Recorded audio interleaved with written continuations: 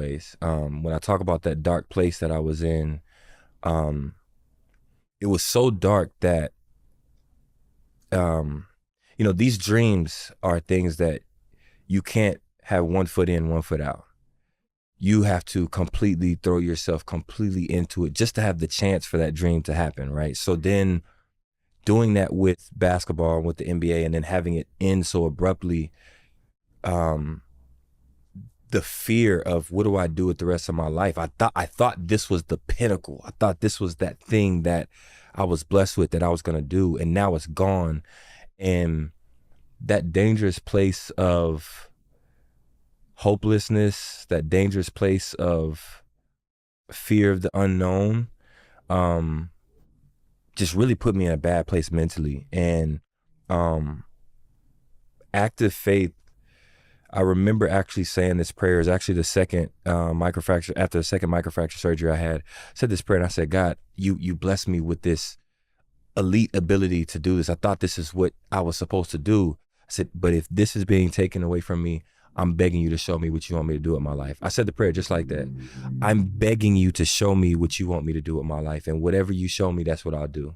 It was probably about 2 weeks after I said that prayer, this idea for active faith started kind of formulating in my mind. So my faith has been something that's always been important to me in my life. My mother raised me in that way. And even when I played basketball, I prayed before I stepped on the court every time. It was just something that I carried with me. So it's I got a chance to connect with other teammates and other athletes who felt that same way, that yes, I'm an athlete, I'm a basketball player, I'm a football player, whatever I am, but like this part of me that I carry with me, my faith, I carry this with me in my life. I carry this with me on the court, on the field, wherever I am. And I was like, there's nothing that really speaks to that person, right? You've got the Nikes and the Adidas of the world. And it's like, well, what speaks to this person? You've created this movement, a national movement amongst women and people who wear this bag. What has that kind of leadership meant to you? And was that your intention?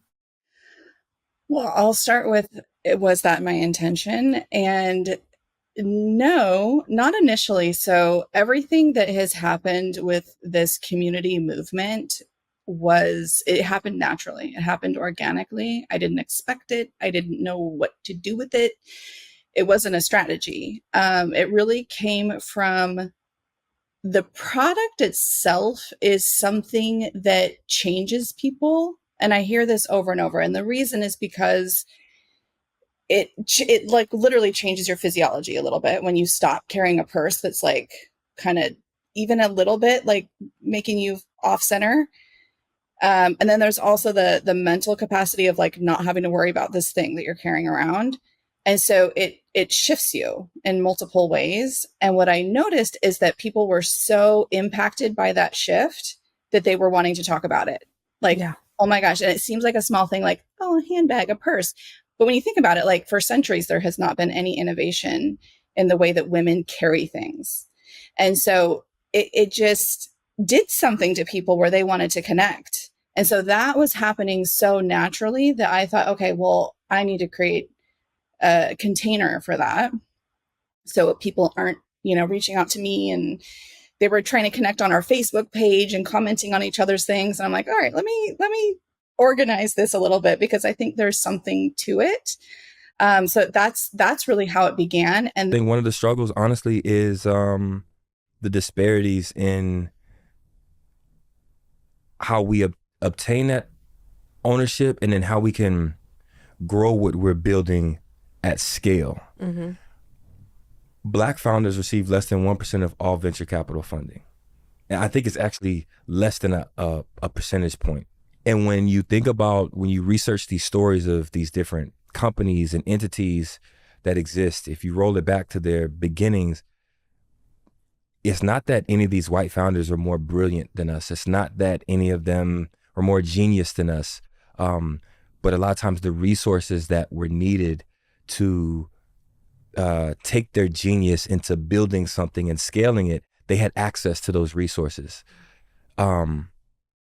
a lot of us just don't get access to those resources. So we get stuck in this mode where we're building the thing, and it gets to a point where, to be honest with you, we're dealing with this now. The scale of the demand for Actively Black is bigger than where we are structurally right now.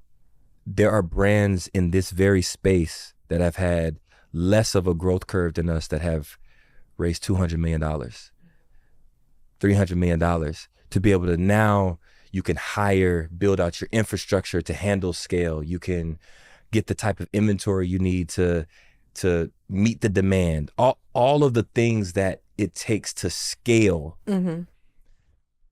We lack a lot of access to that. So we have a ton of small businesses, and I think I read a stat that I think it's like over 80% of our Black-owned small businesses don't have enough capital to hire full teams with salaries and benefits. So we're still like struggling building these things in our silos without having the capital to be able to build these teams and scale. So you started Sash 13 years ago? 12 and a half.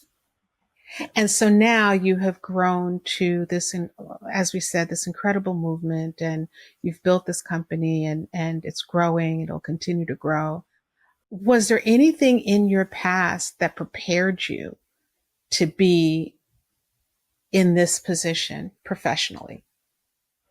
It depends on how you view that question, because there's different things that you deal with, right? Like there's being prepared from a mindset place, from a resilience place, from being someone who's resilient.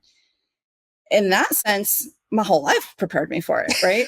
Like, I'm like a professional at that, right? Yeah. In terms of managing a multi-million-dollar company, no, like no preparation for that. So it's, but then I could have had a life where I was only prepared for that, but I wasn't a resilient human, and then I would have a different set of problems, right? So I think it's a combination of things, but especially when you're doing something that's unknown. Like if I was going to open a Subway franchise, I would have a big binder telling me like everything to expect and everything to do. So I think even somebody who would feel prepared, when you're creating a product that's never been created, and you're creating a market that's never been created, and you're doing it in a way that isn't done, it's not what's taught in marketing classes.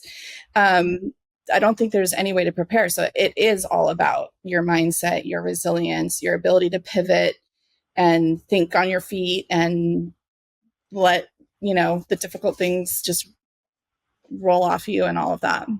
Yeah, I think it is those things. I mean, I think that that's kind of part of the secret sauce.